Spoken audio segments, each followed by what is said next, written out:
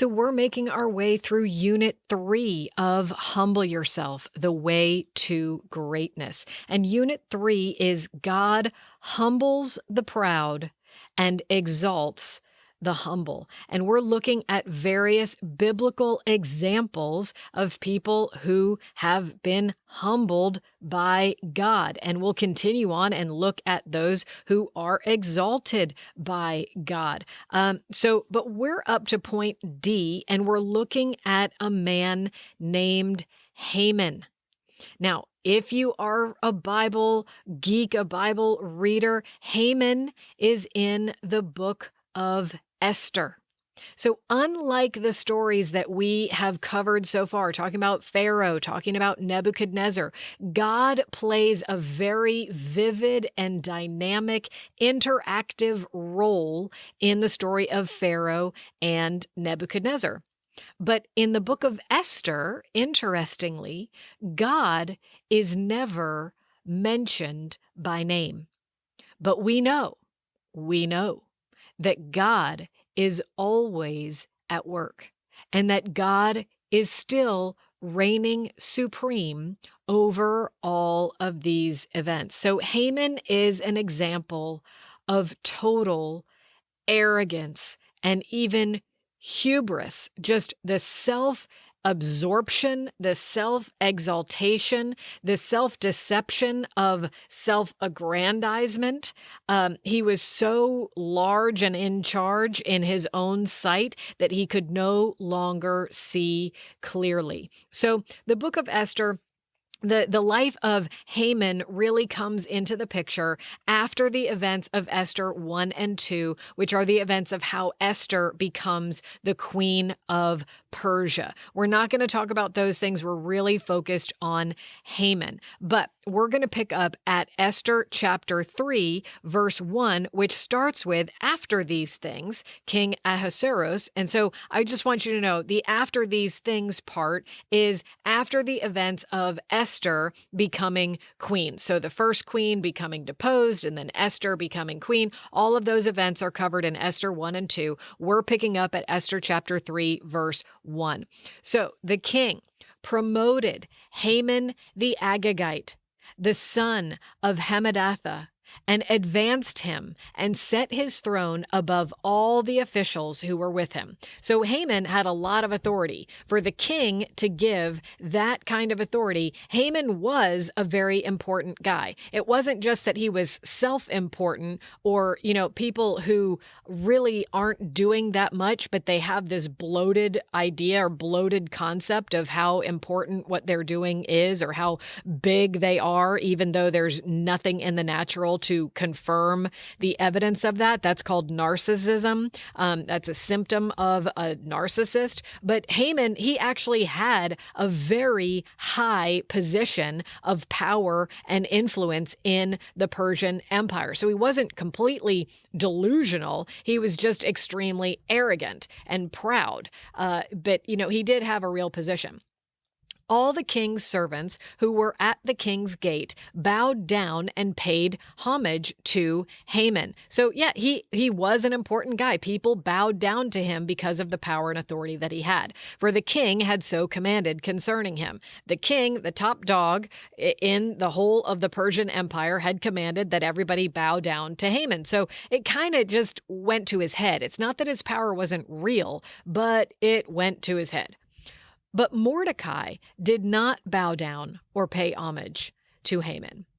Then the king's servants who were at the gate said to Mordecai, "Why do you transgress the king's command?"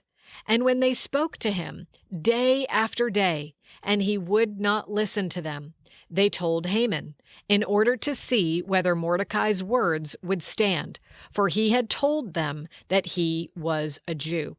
So again, the book of Esther never specifically mentions God, but bringing up the fact that Mordecai is a Jew means that the reason that Mordecai gave for not bowing down to Haman must have had something to do with the God of heaven. Sorry for my little stutter there, but with the God of heaven. The God of Israel, Mordecai would only bow down to the God of Israel, not to a human ruler. And so this is how it gets woven in that Mordecai's strong identity as a man of God, as a Jewish man, a man of the Most High God, who was to have no other gods before the Lord, he refused to bow down to Haman. So we'll pick up at verse 5.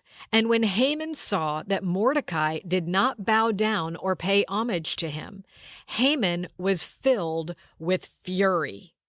So have you ever experienced, or maybe this is you, you have a certain position of power and authority. I know some people like this, and not just in corporate America, not just in households. There are fathers who are like this. There are leaders in the church who are like this. You're going to do it my way. You're going to bow down to me. And if you don't submit to their way, they are filled with fury. It is this anger of how dare you not acknowledge my authority and power? How dare you not agree with how awesome I think I am? Really? So he's filled with fury. But he disdained to lay hands on Mordecai alone. So as they made known to him the people of Mordecai, meaning that he was a Jewish man, Haman sought to destroy all the Jews, the people of Mordecai, throughout the whole kingdom of Ahasuerus. So Haman wasn't satisfied just to punish or force Mordecai to bow down to him. He needed more. If Mordecai would not bow down to him, he wasn't even satisfied with, let's just kill off Mordecai and his family. Nope, that wasn't enough. His ego was so enlarged, his hubris was so out of control that he wouldn't be satisfied with just putting Mordecai to death or humiliating Mordecai or putting Mordecai in prison. He determined he wouldn't be satisfied unless all the Jews were extinguished and annihilated from all the earth. And just to show you, give you a demonstration of how hard his heart was at even the thought of this. When he set his plan in motion to destroy all the Jews, to use his authority in the earth that he had from the king with the king's signet ring, so that Haman had authority to issue a decree with the king's name and the king's stamp of approval, he determined a day that all Jews would be extinguished from the earth. And what he did, how he thought about this day, it's like he flipped a coin. Let's see what day they'll all be killed. Flip a coin. Now, really what he did was he cast lots. Now, that's how people would determine a decision in those days. It's like the shortest straw or flipping a coin in our day. It's this random thing, random chance. Now, the scripture says that even the lots cast are determined by God. But Haman wasn't doing this as an act of divine sovereignty. Haman was doing this out of a casual, let's see, what day should we kill all the Jews in the world? Do you see how his arrogance, his self-exaltation over an entire nation of people who at this point were scattered throughout the Persian Empire, and the Persian Empire at this time was the empire ruling over the whole world at that time. It was the most powerful empire in the world at that time. So this would be the Jews in all the earth. He wanted all Jews extinguished. And for that, he just flipped a coin to see what day it would be.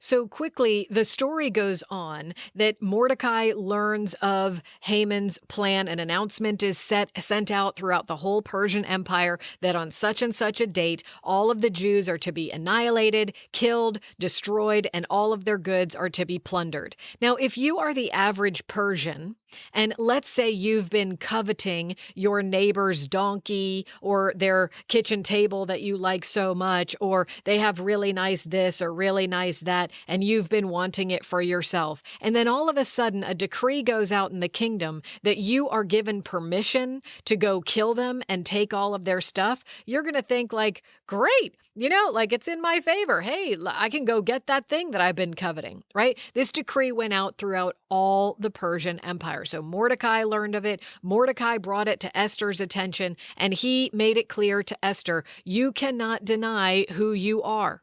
Esther was a Jewish woman, even though she had been given a Persian name. Her real name, her Hebrew name, was Hadassah, but her Persian name was Esther. But Mordecai persuaded her, you've got to act. You have access to the king, and you have to put yourself forward before the king for the sake of your people, even at the risk of your own life. And Esther agreed. She knew that it was not right for her to put herself forward in the presence of the king, but she decided that for the sake of her people, she was going to fast and pray with her friends, and she asked Mordecai to also fast and pray. Guess what, friends? That's called humbling yourself before the Lord. She humbled herself before God, and Mordecai and his friends did also, so that she would then have the Lord's blessing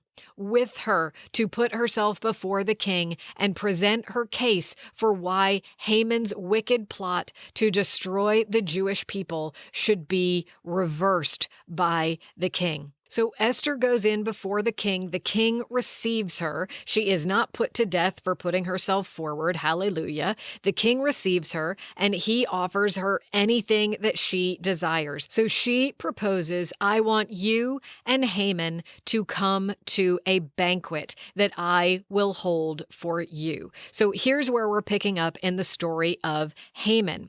Haman, before this banquet that he's going to go to with the king and the queen, which is this great honor, he calls all his friends together and is holding a little party, like a backyard shindig, right? So he calls all of his friends together and begins boasting to them about how important he is and how much influence he has, and that even the queen has invited him to a special feast. So friends, in real life today, you can see this, whether you're the one doing this or you know other people who do this, the people who are always boasting about the important people that they're hanging out with.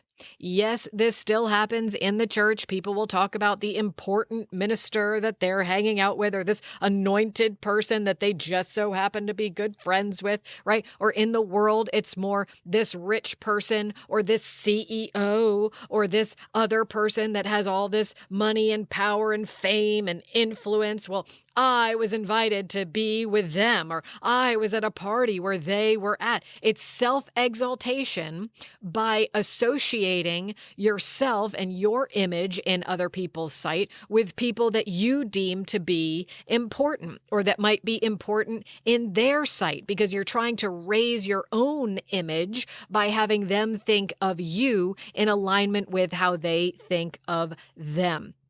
So let's take a look. We're picking up at Esther chapter 5, verse 11. This is Haman with his friends and neighbors and the people of influence. And Haman recounted to them, so he's just boasting away, the splendor of his riches, the number of his sons, and all the promotions with which the king had honored him, and how he had advanced him above the officials and the servants of the king. He's like, yeah, look at all the promotions I got. I am the number one. The only one over me is the king. I've been promoted above everyone. And he continues, then Haman said, even Queen Esther, let no one but me come with the king to the feast that she has prepared. And tomorrow also I am invited by her together with the king. he's saying nobody else was invited, just me and the king. Now, he obviously has no idea what is about to happen. He is so arrogant, so proud, so boastful that he is just so honored in his own sight and boasting to his friends, yep, just me and the king. None of the other advisors were invited. None of the other influential people were invited. It's because I'm so awesome and important that I'm the only one besides the king who can go to this banquet with the queen. He continues, yet all this is worth nothing to me, so long as I see Mordecai the Jew sitting at the king's gate. What? So he's got all this going for him. But his hubris, his narcissism, his ego is so out of control that there's one guy in the whole empire that won't bow down to him. And Haman is not satisfied until that one guy is dealt with. It just gnaws at him. And, this might be a strange analogy, but sometimes it's said, and I feel this about, the people that I disciple, but a mother is never happier than her unhappiest child. And so it's like there's something in you when you really care about people that, it's hard. They're always on your mind when they're going through a difficult time or when they're in a challenging season of life. Well, I'm using that as an analogy for Haman. The only person that Haman loved was himself. And so the fact that there was one person who would not acknowledge him, it just gnawed at him. It was always on his mind how this one person would not acknowledge him, and he wouldn't be satisfied. He couldn't be content with all the other things that he had going for him, as long as this one person was not acknowledging the greatness of his majesty, the wonderfulness of who he was, and the authority and position that he had. So his wife Zeresh, and all his friends said to him, "Let a gallows 50 cubits high be made, and in the morning tell the king to have Mordecai hanged upon it. Then go joyfully with the king to the feast." The idea pleased Haman, and he had the gallows made. So all his friends were like, "Psh, you're more powerful than that guy. That guy's bothering you? Just hang him. Build a gallows for him to be hanged on and just kill him. Just take him out. You have power. You have authority. Just use your authority to kill the guy. And then it won't be so gnawing on you anymore. It won't be a problem for you anymore. And then, after you kill this man, this innocent man who hasn't done really anything wrong except for bowing only to his God and not to you, well, after that, you just go joyfully to the feast with the king. Have a nice day after that. Kill a guy, have a nice day. Do you see how distorted this begins to be? And Haman was like, "That's a great idea. Well, why didn't I think of that? That's a great idea." So you start to see how self-exaltation and a bloated self-image, narcissism, can be such a detrimental self-deception. We are so far away from the ways of God, it is not even funny.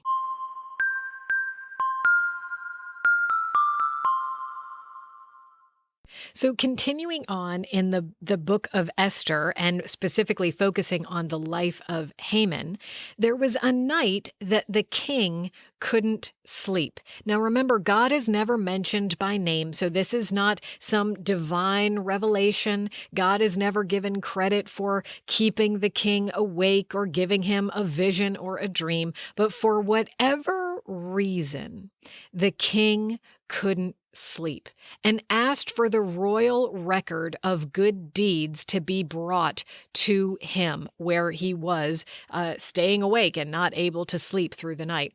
And so as he saw this record of good deeds that had been done, he recognized that Mordecai had exposed an evil plot to assassinate him and really saved his life, and that Mordecai had never been been honored for doing this. Mordecai had never received any kind of public recognition or thanks from the king for saving his life by exposing this evil plot. And so the king determined that he needed to find some way of honoring Mordecai, but he couldn't really come up with. He was like, "Well, how am I supposed to honor him? What would be the right thing to do to show honor for someone who did this and hasn't been honored in this length of time?" And so as morning came, Haman is one of the first to work because he's so delighted about his authority and all of this stuff. And the king is like, "Hey, who's here? Who's here?" And his advisors, his counselors said, "Well, Haman just came in." And so the king is like, "Well, bring him in. I want to talk to him." And so that's where we pick up. We're in Esther 6, chapter 6, starting with verse 6. "So Haman came in, and the king said to him, 'What should be done to the man whom the king delights to honor?'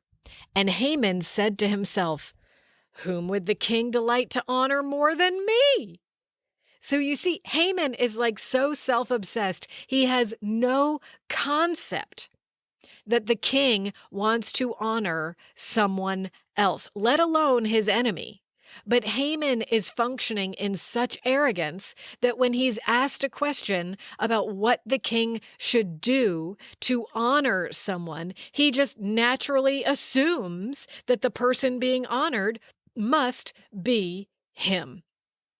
This is the type of arrogance that Haman functioned in. And Haman said to the king, here was his great thing, because of course he thinks that he's the one that's going to get this honor.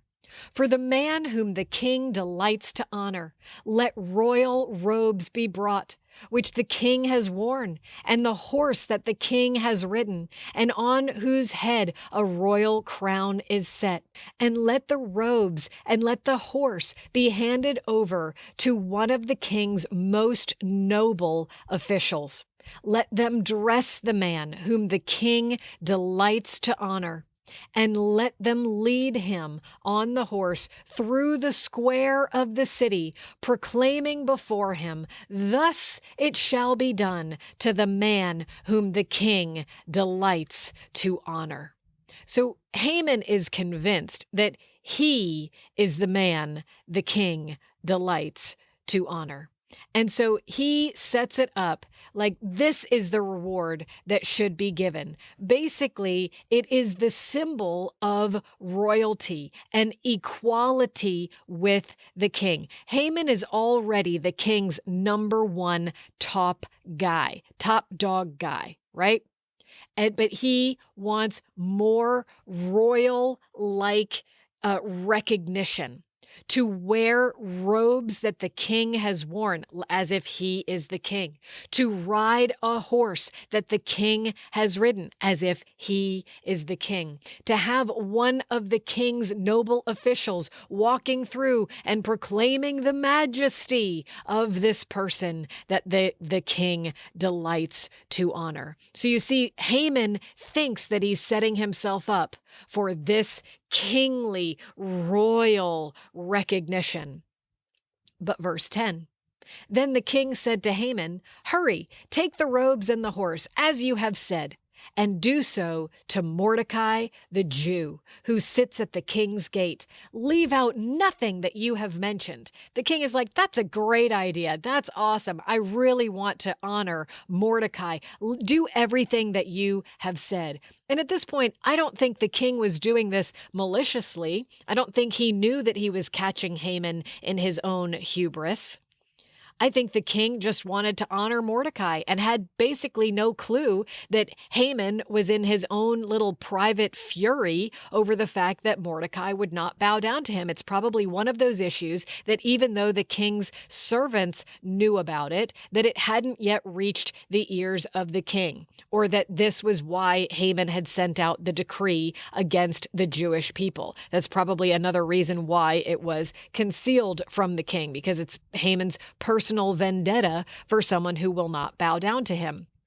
But Haman, he is a subject of the king. All of his authority comes from someone who is higher than him. And I don't mean God, I mean the king. Haman is not the king. Haman is a subject of the king. So he really has no choice in this matter but to obey the king that gives him all of the power and authority and influence that he has. So verse 11, so Haman took the robes and the horse, and he dressed Mordecai and led him through the square of the city, proclaiming before him, thus shall it be done to the man whom the king delights to honor. So how humiliating. The reward that you thought was going to be yours, instead, you publicly have to give it to someone else. God humbles the proud and exalts the humble. Whether God gets mentioned or not, that's what's going on in this picture. Then Mordecai returned to the king's gate, but Haman hurried to his house, mourning with his head covered. He was humiliated, totally ashamed and humiliated that the reward he thought was his was given over to his arch enemy, who the very one who refused to bow down to him. And Haman told his wife Zeresh and all his friends everything that had happened to him. Then his wise men and his wife Zeresh said to him, if Mordecai, before whom you have begun to fall, they saw it, this is not good. Pride comes before a fall. You have begun to fall. This is going to be a problem. If Mordecai, before whom you have begun to fall, is of the Jewish people, you will not overcome him, but will surely fall before him. So they put all the pieces together. You've got this personal vendetta against this one guy. He's of the Jewish people. If he's of these Jews that you have determined to annihilate, then you're going to have a serious, serious problem. This is going to all backfire right in your lap.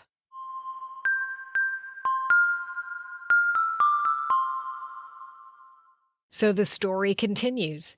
Even though Haman has been personally and publicly humiliated, he's still been invited to a banquet with the king and the queen.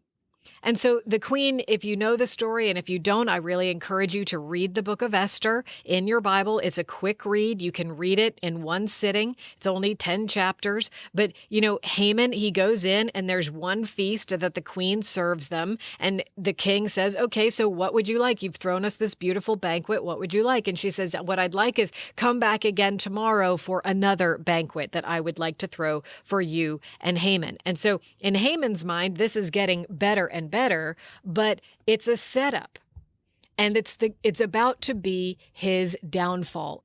So we're going to pick up when Haman and the queen and the king are all at the second banquet together, and the king has again asked Esther, okay, you've thrown us this great banquet. What is it that I can do for you? What is it that you desire? I'll give you anything you want, even up to half of the kingdom. And so here we are, Esther chapter 7, starting with verse 3. Then Queen Esther answered, if I have found favor in your sight, O king, and if it please the king, let my life be granted me for my wish, and my people for my request. For we have been sold, I and my people, to be destroyed, to be killed, and to be annihilated. And those are the words of the decree of Haman against the Jewish people. If we had been sold merely as slaves, men and women, I would have been silent, for our affliction is not to be compared with the loss to the king. So she's saying, I'm not just asking, if it were anything other than our total annihilation, I would never have even brought this before you. But the decree is out for my people to be completely destroyed.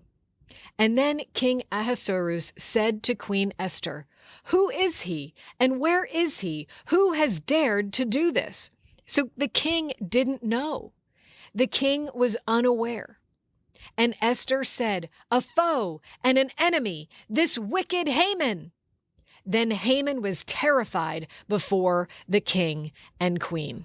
So at this, the king got up and left the room, and Haman is terrified. He's freaking out. And when the king comes back into the room, Haman stumbles accidentally and falls on the queen. But of course, this to the king looks like a sexual advance on the queen, that he's trying to force himself on the queen, but really he just kind of stumbled. But the king is horrified. He's just received this news that this Haman is trying to annihilate and extinguish the queen's people. And now it looks like Haman is basically trying to rape the queen, which would be another ploy at royalty or attempt at royalty. And so the king is disgusted and done with Haman. So we'll pick up at verse 9. So then Harbona, one of the eunuchs in attendance on the king, said, "Moreover, the gallows that Haman has prepared for Mordecai, whose word saved the king, is standing at Haman's house 50 cubits high." So it all comes together, all the pieces, all of his wicked scheming, that he had put this gallows together to hang Mordecai. Mordecai is the one that the king delighted to honor because Mordecai had saved the king's life. And now it's clear that the one who saved the king's life is the one that Haman wants to kill, and not just him, but all of his people as well. And so all of the pieces of Haman's scheme for his own self-exaltation, because of his ego and his arrogance, it's all coming together and being exposed. Haman is exposed as the arrogant narcissist that he is. And the king said, "Hang him on that." So they hanged Haman on the gallows that he had prepared for Mordecai. Then the wrath of the king abated. So you see, God humbles the proud. And here's where we start to see that he also exalts the humble. Haman, there are so many people functioning in this type of arrogance, narcissism, self-exaltation, bloated self-image. And even I would say it's more challenging for the upcoming generations, especially in the West, who were raised with the mentality of everyone gets a first place trophy just because they participated. No, there is someone who actually came in first. And if it wasn't you, then you don't get the recognition as the first place person. There's a lot of people in the upcoming generations, they want all the glory and recognition, but they don't want to do any of the work for it. They think when anyone's going to get honored, they have such a hubris and an arrogance about them that they just assume that they are the one that is going to get the honor. That is being like Haman. You are not always the one the king delights to honor. If you humble yourself before God, then God will delight to honor you. But if you exalt yourself and put yourself forward and conduct yourself with an arrogance and a narcissism that the world revolves around you, and anyone who's not in agreement with the world revolving around you needs to be taken out or belittled or dismissed, that's not the way of God. We need to be humble before our fellow man. And even like in the book of Esther, that God never got mentioned, God still sees it all. God knows your heart. And as Jesus said to the Pharisees, what is exalted in the sight of man is an abomination in the sight of God. So here we go. We start to see how God also exalts the humble. Esther chapter 10, verse 3. Mordecai the Jew was then second in rank to King Ahasuerus, and he was great among the Jews and popular with the multitude of his brothers, for he sought the welfare of his people and spoke peace to all people. So the man who humbled himself before God, refused to bow down to an egomaniac human ruler, who offered his own life, who thought about his own people, who who demonstrated and encouraged, if not commanded, Esther to put her own life on the line, to lay her life down, even if it cost her everything, even life itself, for the sake of her people. Mordecai laid his life down for other people, not exalting himself over other people like Haman did. So Mordecai, the very position that Haman no longer had because Haman was hanged on the gallows that he had made for Mordecai, Haman was the one who had been second in rank to the king. But now Mordecai had Haman's former position. Mordecai had the authority and power and influence of the king, had the king's signet ring on his finger that he could make a decree. And he used that authority to reverse the evil decree of Haman to destroy all the Jewish people. Now, a decree of the king in that day, just a quick historical note, could not be reversed. And so Mordecai used it to issue a new decree. And the fear of the Lord came upon the people. And in the day that the Jewish people were supposed to be annihilated from the face of the earth, instead, God worked a great, great victory for the Jewish people. So God looked after the humble and the oppressed. God looked after the little guy who was being beat up by the big bully. God knows how to humble the proud and exalt the humble.